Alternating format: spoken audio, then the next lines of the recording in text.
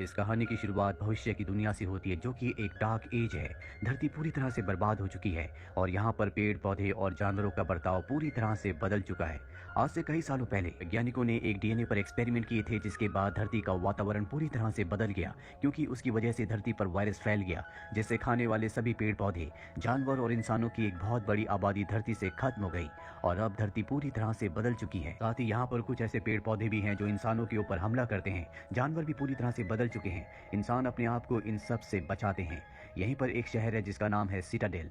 Citadel में वो लोग रहते हैं जो बहुत अमीर है। इन अमीर लोगों की जिंदगी में कोई भी कमी नहीं है और इनके शहर से जो भी बाहर सर्वाइवर्स रहते हैं, ये उन्हें सीड्स यानी कि बीज देते हैं, जिन बीजों को उगाया नहीं जा सकता। और ऐसा ये जानबूझकर करते हैं क्योंकि इन बीजों के बदले बाहर रहने वाले सर्वाइवर को अपना खून देना पड़ता है। यहीं पर एक लड़की को दिखाया जाता है जिसका नाम वेस्पर है, जो कि बहुत ही स्मार्ट होती है। वो बाहर अपने पिता के लिए और अपने लिए खाना ढूंढ रही होती है। साथ ही वो अलग अलग तरह के सीड्स भी ढूंढती है। वो एक पुरानी लैब में जाती है जहाँ पर वो इन सीड्स के ऊपर एक्सपेरिमेंट करती है। क्योंकि उसे बायोलॉजी की भी थोड़ी थोड़ी नॉलेज है, इसीलिए वो अलग अलग तरह के प्लांट्स बनाना चाहती है। अब जब वेस्पर अपने घर आती है तो वो देखती है कि उसके घर में किसी ने चोरी की है।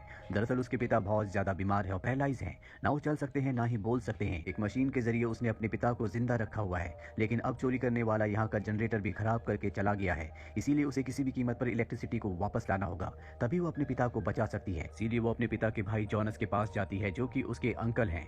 दरअसल वो सिटाडेल के लोगों के लिए काम करता है। उसके पास कई बच्चे हैं जिनका खून निकालकर वो सिटाडेल के लोगों को बेचता है। बदले में उसे सीड्स मिलते हैं और अब वेस्पर अपने अंकल के पास जाकर सब कुछ बताती है। वो कहते हैं कि मैं तुम्हारी मदद करने के लिए तैयार हूँ। मैं तुम्हें वो बैक्टीरिया दे दूंगा जिससे तुम अपना जनरेटर ठीक कर सकती हो, लेकिन इसके बदले तुम्हें मुझे अपना खून देना होगा। वेस्पर मान जाती है। वो अपने अंकल को अपना खून दे देती है और उसके अंकल कहते हैं कि तुम्हें 2 दिन बाद आना होगा, मेरे पास अभी बैक्टीरिया नहीं है। हालांकि वो अपने अंकल का विरोध भी करती है, लेकिन उसके अंकल उसे अपने घर से बाहर निकाल देते हैं। वेस्पर एक बार फिर से अपने अंकल के घर चुपचाप चली जाती है, जहाँ पर उसे बैक्टीरिया मिल जाता है। साथ ही वहाँ पर उसे कुछ सीड्स भी मिलते हैं। वो उन सीड्स को लेकर वहाँ से निकल जाती है। दरअसल इन सीड्स को सिटाडेल के लोगों ने बनाया है, जो कि लॉक्ड है। सिटाडेल के लोग ही इनसे पौधे उगा सकते हैं, बाकी कोई भी इनसे पौधे नहीं उगा सकता। अब वेस्पर अपने घर आ जाती है, जहाँ पर सबसे पहले वो जनरेटर को फिक्स करती है और इसके बाद सीड्स पर रिसर्च करना शुरू कर देती है। दरअसल वो किसी भी तरह से इनसे पौधों को उगाना चाहती है। साथ ही उसे ये भी उम्मीद होती है कि एक दिन वो अपने पिता के साथ सिटाडेल जाएगी ताकि उनका इलाज करवा सके, पर उसके पिता कहते हैं कि तुम वहां नहीं जा सकती। दरअसल उसके पिता ड्रोन के थ्रू उससे हमेशा बात करते हैं। वो हमेशा वेस्पर के साथ ही चलता है। वेस्पर को इस बात से बहुत दुख होता है, इसीलिए वो घर से निकल जाती है। रास्ते में उसे एक जख्मी लड़की दिखती है जिसका नाम कैमेला है। पेड़ पौधे उसका खून चूस रहे होते हैं। वो उसकी जान बचाकर घर ले आती है। कैमेला को जब होश आता है तो बताती है कि वो सिटाडेल से है। उसका फ्लाइंग ऑब्जेक्ट क्रैश हो गया था जिसमें उसके पिता भी है। वो कहती है कि मैं अपने पिता को ढूंढना चाहती हूँ, अगर तुम मेरी इसमें मदद करोगी तो मैं तुम्हें सिटाडेल में रहने की जगह दे दूंगी। वेस्पर उसकी मदद करने के लिए तैयार हो जाती है। यहाँ पर कैमेले को पता चलता है कि वेस्पर के जो पिता हैं, कभी वो सिटाडेल की आर्मी में थे, लेकिन जब वो जख्मी हो गए तो सिटाडेल के लोगों ने उन्हें ड्रोन देकर वहां से निकाल दिया, जिसके जरिए वो अपनी बेटी से बात करता है। आज उसकी जो भी हालत है, उसके पीछे सिटाडेल के लोगों का हाथ है। अगली सुबह वेस्पर कैमेलिया के पिता को जंगल में ढूंढने के लिए चली जाती है। कुछ देर बाद उसे उनका फ्लाइंग ऑब्जेक्ट मिल जाता है, लेकिन वो उसका डोर नहीं खोल पाती। अभी वहां पर उसके अंकल जॉनस आ जाते हैं, जो कि एक बुरे इंसान है। वो उससे पूछते हैं कि तुम्हें इस फ्लाइंग ऑब्जेक्ट के बारे में कैसे पता चला। वो उसका डोर खोलते हैं, जिसके अंदर कैमेलिया के पिता जख्मी होते हैं। वो कैमेलिया के पिता को मार देते हैं, क्योंकि सिटाडेल के लोग उन्हें अंदर नहीं आने देते, इसीलिए वो उनसे नफरत करते हैं। यहाँ पर उन्हें कैमेलिया का कपड़ा भी मिलता है, जिससे वो समझ जाते हैं कि इसके अंदर एक और लड़की थी और अब वो उस लड़की को ढूंढने के लिए जंगल में निकल पड़ते हैं ताकि उसे सिटाडेल के लोगों को देखकर इंप्रेस किया जा सके। वहीं वेस्पर को दिखाया जाता है जो घर वापस आ जाती है। वो अपने पिता को सब कुछ बता देती है, लेकिन उसके पिता कहते हैं कि तुम ये बात कैमेलिया को मत बताना, हमें सिटाडेल के लोगों से कांटेक्ट करके उन्हें बताना होगा कि उनकी एक मेंबर यहाँ पर है, ताकि वो कैमेलिया को सुरक्षित वापस ले जा सके। वो कैमेलिया को नहीं बताती कि उसके पिता इस दुनिया में नहीं रहे। वो कहती है कि तुम्हारे पिता मुझे नहीं मिले। धीरे धीरे कैमेलिया के सारे जख्म ठीक हो जाते हैं, जिससे कैमेलिया वेस्पर से बहुत ज्यादा इंप्रेस होती है। वेस्पर उसे अपनी सीक्रेट लैब में भी ले जाती है, जहाँ पर उसने अलग अलग तरह के बीजों से अलग अलग तरह के पौधे उगाए होते हैं, लेकिन इनमें से कोई भी खाने लायक नहीं होता। दरअसल वो बहुत ही ज्यादा इंटेलिजेंट है। धीरे धीरे इन दोनों की बॉन्डिंग बहुत अच्छी हो जाती है। ये दोनों अच्छे दोस्त बन चुके हैं। एक दिन वेस्पर कैमेलिया को एक बुक दिखाती है जिसमें जानवरों की फोटोज होती है। इन जानवरों को असल में उसने कभी नहीं देखा, लेकिन कैमेलिया ने देखा है, इसीलिए वेस्पर को वो उनके बारे में बताती है। वेस्पर कहती है कि अगर वहाँ सिटाडेल में जानवरों के लिए जगह है तो हमारे लिए क्यों नहीं, हम सिटाडेल में रहने के बदले वहाँ के लोगों के लिए काम कर सकते हैं। कैमेलिया उसे बताती है कि सिटाडेल के जो लोग हैं वहाँ पर जग्स को प्रोड्यूस करते हैं। जग्स वो इंसान होते हैं जिन्हें बनाया जाता है, जो उनके लिए गुलामी करते हैं। ये एक तरह के ह्यूमन होते हैं जिन्हें जेनेटिक इंजीनियरिंग से बनाया जाता है। जो सिटाडेल के लोगों के लिए गुलामी करते हैं वो कभी उनका विरोध नहीं करते, इसीलिए सिटाडेल के लोगों को अपनी गुलामी करवाने के लिए असली लोगों की जरूरत नहीं है।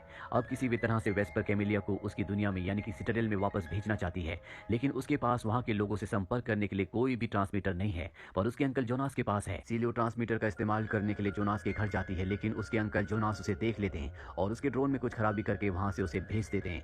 अब जब वो रास्ते में होती है उसे पता चल जाता है कि जोनास ने उसके ड्रोन को खराब कर दिया है। वो ड्रोन गिर जाता है और जब वो ड्रोन लेने के लिए जाती है तो कुछ बच्चे जो कि जोनास के गुलाम है उस पर हमला करके उसके हाथ पर मोहर लगा देते हैं, जिसका मतलब ये है कि अब वो भी जोनास की गुलाम है, जिससे वो पूरी तरह से टूट जाती है और वापस घर आके रोने लगती है। पर कैमेलिया जो अब उससे प्यार करती है उसे संभालती है। यहाँ वेस्पर को बुरा लगता है कि उसने कैमेलिया से झूठ कहा, पर अब वो उसे एक नदी के किनारे ले जाती है जहाँ पर उसके पिता की डेड बॉडी होती है, जिससे कैमेलिया पूरी तरह से टूट जाती है। वो बहुत जोर जोर से रोना शुरू कर देती है। उसके रोने के अंदाज से उसे पता चल जाता है कि ये कोई इंसान नहीं है। वेस्पर उसकी बैग पर एक निशान देखती है जो सिर्फ जग्स की बैग पर होता है, यानी कि उन लोगों की जिन्हें सिटाडेल के लोग अपनी गुलामी करने के लिए बनाते हैं। पर कैमेलिया एक आम जग नहीं थी, बल्कि वो बहुत ही एडवांस जग थी जिसे कैमेलिया के पिता ने बनाया था। सिटाडेल में इस तरह के जग्स बनाना कानूनी अपराध था, क्योंकि इस तरह के जग्स उनके खिलाफ विद्रोह कर सकते थे। इसीलिए सिटाडेल के लोगों ने कैमेलिया और उसके पिता को मौत की सजा दी, जिसके बाद कैमेलिया के पिता उसे लेकर वहां से निकल गए और उनका फ्लाइंग ऑब्जेक्ट क्रैश हो गया। पर वेस्पर को ये सच पता लगने के बाद बहुत गुस्सा आता है, क्योंकि अब उसकी उम्मीदें टूट चुकी है। उसे कैमेलिया ने वादा किया था कि वो उसे सिटाडेल ले जाएगी, लेकिन वो खुद ही एक अपराधी है। सिटाडेल के लोग उसे मारना चाहते हैं, तो वेस्पर को कभी वहां नहीं ले जा सकती। वेस्पर अपने घर वापस आ जाती है और कैमेलिया को वहां से जाने के लिए कहती है। साथ ही वो अपने पिता को सारा सच बता देती है। वेस्पर के पिता कहते हैं कि कैमेलिया की इसमें कोई गलती नहीं है। दरअसल उन्हें इसी तरह से बनाया जाता है कि वो दूसरों के ऑर्डर्स फॉलो करते हैं। और अब वेस्पर को अपने पिता की बात समझ में आ जाती है। वो बाहर जाती है जहाँ पर कैमेलिया अपने आप को मारने वाली होती है, लेकिन उसे वेस्पर रोक लेती है। साथ ही उससे माफी मांगती है और कहती है कि मैं तुम्हारे सेल से रिसर्च करूंगी ताकि मैं सीड्स को अनलॉक कर सकूं और तुम्हें भी ऐसा लगे कि तुम्हारी जिंदगी यूजफुल है। और अब वो उसके सेल से रिसर्च करना शुरू करती है, लेकिन उसके सेल्स भी लॉक्ड होते हैं, जिन्हें अनलॉक करने की बहुत कोशिश करती है, लेकिन वो पूरी तरह से नाकामयाब रहती है। यहाँ वेस्पर पूरी तरह से हताश हो चुकी है, उसे कोई रास्ता नहीं दिख रहा होता। तभी कैमेलिया उसे कहती है कि मेरे पिता ने कहा था कि म्यूजिक तुम्हें किसी भी तरह की सिचुएशन में कॉन्सेंट्रेट करना सिखाता है। और इसके बाद वो अपने पिता की धुन को बजाना शुरू करती है, जिससे उसके सेल्स के चारों तरफ जो बैक्टीरिया होता है वो अपने आप ही अनलॉक हो जाता है, यानी कि उसके पिता ने इस बैक्टीरिया को अनलॉक करने के लिए इस धुन के साथ जोड़ा हुआ था। और अब वेस्पर बहुत खुश हो जाती है, क्योंकि उसे समझ में आ जाता है कि किस तरह से बीजों को अनलॉक किया जाएगा जिसके चारों तरफ बैक्टीरिया है जो उसे ग्रो नहीं होने देते।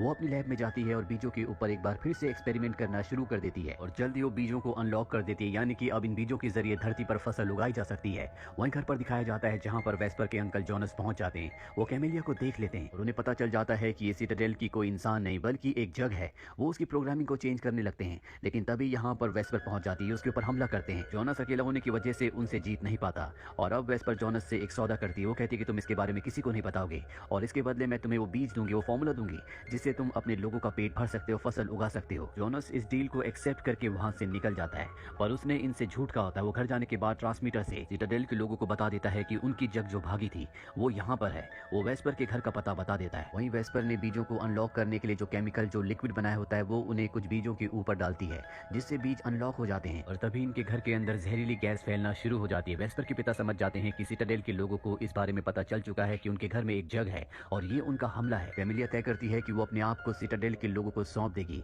पर वेस्पर के पिता कहते हैं कि तुम अगर उन्हें अपने आप को सौंप भी दो तो भी वो वेस्पर के पीछे आएंगे, तुम दोनों की दोनों जंगल में चले जाओ और जब सिटाडेल के लोग यहाँ पर आएंगे तो मैं उन्हें कह दूंगा कि यहाँ पर कोई भी नहीं है। ये दोनों उसकी बात मान जाते हैं।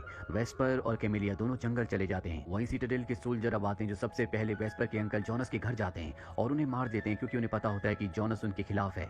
और अब वो सारे के सारे सोल्जर उस जगह आते हैं जहाँ पर वेस्पर के पिता हैं। वेस्पर के पिता ने पहले ही अपने ड्रोन को सेल्फ डिस्ट्रक्शन के मोड पर लगा दिया होता है और जैसे सोल्जर्स वहां पर आते हैं वो ब्लास्ट हो जाता है, जिससे वेस्पर के पिता के साथ साथ बहुत सारे सोल्जर्स मारे जाते हैं। लास्ट से आग की उठती हुई लपटों से वेस्पर समझ जाती है कि उसके पिता इस दुनिया में नहीं रहे। वो वापस जाना चाहती है, लेकिन कैमेलिया उसे रोक लेती है और अब कुछ सोल्जर जो बच गए होते हैं वो इनके पीछे आते हैं, लेकिन एक घने जंगलों में पहुंच जाते हैं जहां पर इस तरह के पेड़ पौधे हैं जो इंसानों के ऊपर हमला करते हैं। वो पेड़ पौधे कई सोल्जर्स को मार देते हैं, ये उनके हथियार भी ले लेते हैं, लेकिन सोल्जर्स लगातार आते रहते हैं। कैमेलिया वेस्पर से कहती है कि इनका आना नहीं रुकेगा जब तक कि मुझे अपने साथ नहीं ले जाते, इसीलिए मुझे जाना होगा। हालांकि वेस्पर उसे रोकने की कोशिश करती है और तभी कैमेलिया वेस्पर को किस करती है, जिससे उसे नींद आ जाती है। वो उसे एक सुरक्षित जगह पर ले जाकर उन सोल्जर के पास चली जाती है।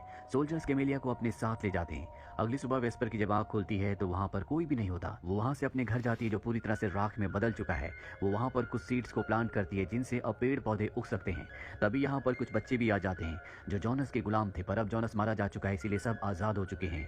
वेस्पर इन सब को लेकर आगे बढ़ जाती है। यहाँ पर इन्हें पिलग्रिम्स का एक ग्रुप मिलता है। पिलग्रिम्स वो लोग होते हैं जो हमेशा अपना चेहरा छुपा कर रखते हैं, शायद ये सब के सब वायरस से इन्फेक्टेड है। इनके साथ ही सभी आगे बढ़ जाते हैं और एक जगह पहुंच जाते हैं जहाँ पर पिलग्रिम्स ने चीजों से एक बहुत बड़े टावर को बनाया होता है। वेस्पर उस टावर के ऊपर चढ़ जाती है और उसके पास जो अनलॉक बीज होते हैं उन्हें हवा में उड़ा देती है, जिससे वो चारों तरफ फैल जाते हैं। जिसका मतलब ये है कि आने वाले वक्त में धरती पर हर जगह उस तरह की फसलें उग जाएंगी जिसे इंसान खा सकते हैं। इससे एक बार फिर से धरती पर जीवन पहले की तरह हो जाएगा। और इसी के साथ ये फिल्म, ये कहानी यहीं पर खत्म हो जाती है। उम्मीद करते हैं कि ये कहानी आप